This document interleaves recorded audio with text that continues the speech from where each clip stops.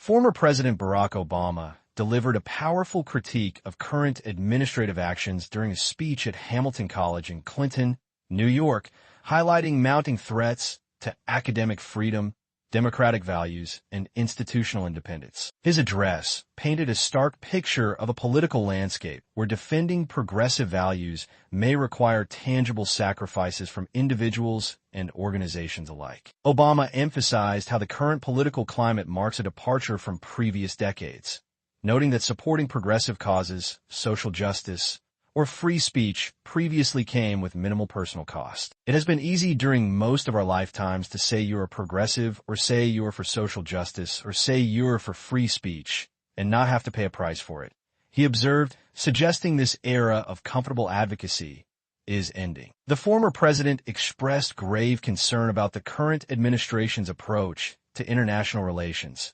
suggesting it threatens the post-World War II international order. While he acknowledged disagreements with certain economic policies, such as new tariffs, he emphasized that threats to fundamental democratic principles pose a far more serious concern, particularly regarding federal pressure on educational institutions. The situation at Columbia University serves as a prime example of these mounting pressures. The institution lost $400 million in federal grants due to pro-Palestine demonstrations that the administration claimed crossed into anti-Semitism. To potentially regain this funding, Columbia implemented significant policy changes, including hiring security officers with arrest powers and restricting protests in academic buildings. This case isn't isolated, as Harvard, Princeton University, and other institutions face similar federal funding reviews over their handling of related issues. The crackdown has extended to individual students, with federal immigration agents attempting to deport students involved in pro-Palestine demonstrations. In one case, a graduate student faced deportation for alleged immigration rule violations related to protest participation. Another student filed a lawsuit after immigration agents attempted to arrest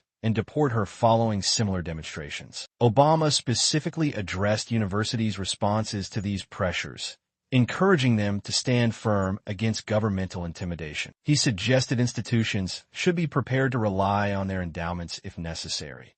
If you're a university, you may have to figure out, are we, in fact, doing things right?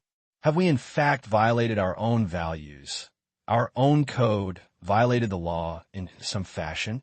If not, and you're just being intimidated, well, you should be able to say, that's why we got this big endowment. The former president's concerns extend beyond academia into the corporate sphere, particularly regarding law firms facing executive orders due to their connections with attorneys involved in prosecution efforts against Trump or for representing the current administration's political opponents. Obama found this particularly troubling, stating, "It's unimaginable that the same parties that are silent now would have tolerated behavior like that from me or a whole bunch of my predecessors." Media freedom has also come under pressure, as evidenced by the administration's restriction of Associated Press access to official events over the news agency's rejection of renaming the Gulf of Mexico to the Gulf of America. This action represents another example of what Obama sees as concerning overreach and attempts to control institutional independence. Throughout his address, Obama repeatedly emphasized the need for active resistance from citizens,